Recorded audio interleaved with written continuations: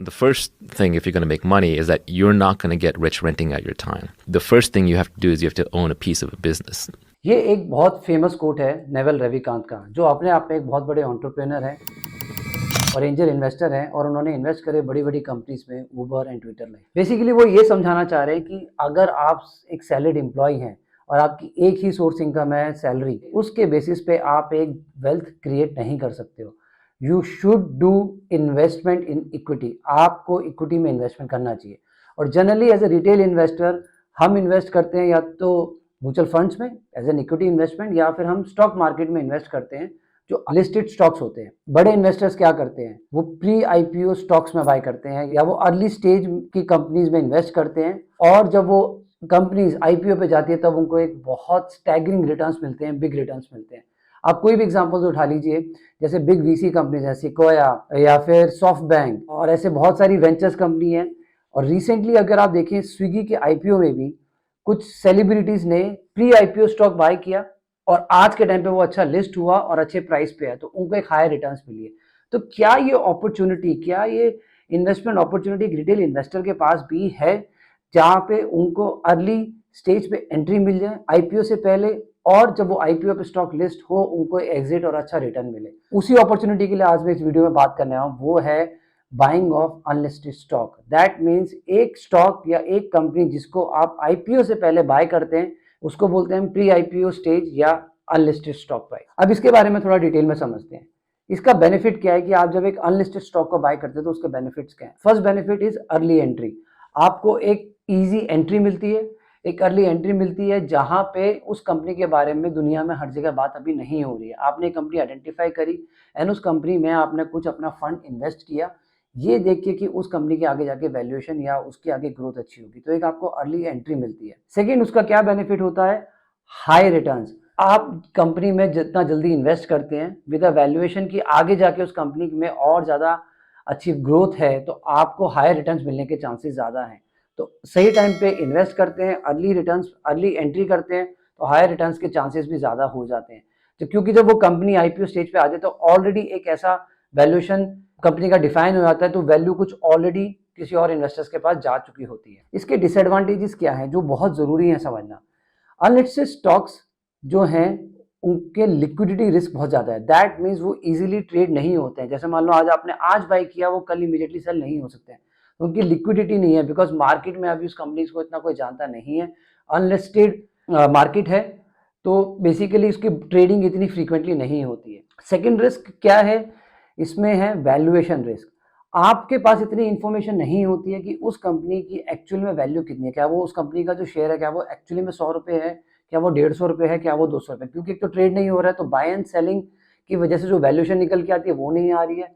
दूसरा, जो कंपनी के फाइनेंशियल्स के बारे में आप इतना डिटेल में नहीं समझ सकते एज ए रिटेल इन्वेस्टर, या आपके पास वो डिटेल्स नहीं होती है, तो एक वैल्यूएशन का बहुत बड़ा रिस्क रहता है। जिसका प्राइम एग्जांपल है बायजूस। फॉर एग्जांपल, किसी ने बायजूस का अनलिस्टेड स्टॉक है, 4 साल पहले 5 साल पहले खरीदा होता, आज के टाइम पे उसकी वैल्यूएशन बिल्कुल इक्विवेलेंट टू जीरो है। It's a very big risk valuation.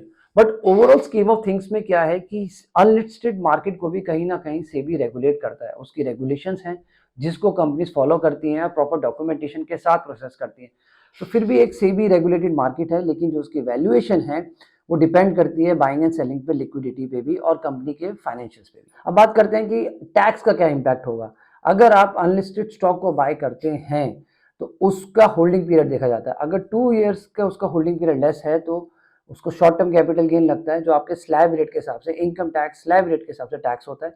लेकिन अगर 2 ईयर से आपकी ज़्यादा होल्डिंग है तो लॉन्ग टर्म कैपिटल गेन लगता है, जिसपे 12.5% का टैक्स रेट है। अब हमने उसके बेनिफिट्स की बात कर ली, रिस्क की बात कर ली, हमने टैक्सेस की बात कर ली, लेकिन अब बाय कहाँ करें।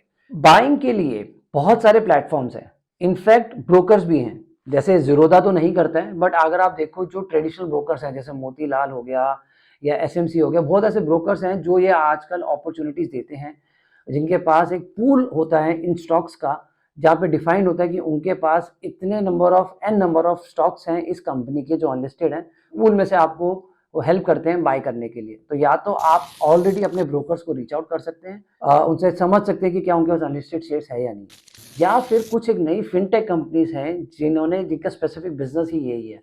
फॉर एग्जांपल इनक्रेड, और भी ऐसे फिनटेक कंपनीज है, जो नई नई फिनटेक कंपनीज आ रही हैं और वो अनलिस्टेड स्टॉक्स को हेल्प करती है बाय करने में। लेकिन मेरा इसमें सजेशन यही है कि इसमें गेम जो है to understand the valuation of the company, company के वैल्यूएशन समझना, कंपनी की फाइनेंशियल समझना, कंपनी की ग्रोथ पर्सपेक्टिव समझना। तो ये आपके पास इंफॉर्मेशन एक ट्रस्टेड ब्रोकर से ही आ सकती है। तो आप प्लीज वही ब्रोकर से बात करें जिनसे आप ट्रस्ट करते हो, जिनके आप ट्रांजैक्शन करते हो लिस्टेड मार्केट के लिए। उनके पास अनलिस्टेड के भी ऑप्शंस हो सकते हैं, अगर उनके पास नहीं है तो आपको रिकमेंड जरूर कर देंगे। तो रेफरेंसेस के थ्रू जाइए, और मैं कोई प्लेटफॉर्म को यहाँ पे प्रमोट नहीं कर रहा हूँ, मैं बस आपको ऑप्शंस दे बता रहा हूँ। बट गो बाय रेफरेंस, एक ट्रस्ट फैक्टर होना बहुत जरूरी है, और वो आपको रिकमेंड भी कर सकते हैं कि इस कंपनी का स्टॉक क्यों ले या इस कंपनी का स्टॉक क्यों ना ले। सबसे बड़ा इशू यहाँ पे ये है कि यहाँ पे ट्रेडिंग नहीं होती है, लिक्विडेट नहीं होता है, तो ये एक लॉन्ग टर्म इन्वेस्टमेंट बन जाता है। तो मेरा अल्टीमेटली आपको एडवाइस या सजेशन यही है कि जब भी आप अनलिस्टेड स्टॉक को बाय करना चाहते हैं तो आप इस पर्सपेक्टिव से जाएं, क्योंकि शॉर्ट टर्म गेम नहीं है, कोई शॉर्ट टर्म गेन नहीं है। यहाँ पे ये एक लॉन्ग टर्म पर्सपेक्टिव है, कम से कम 3 साल 4 साल या 5 साल 6 साल भी लग सकते हैं आपको एग्जिट मिलने के लिए। नाउ एग्जिट कैसे मिलते हैं?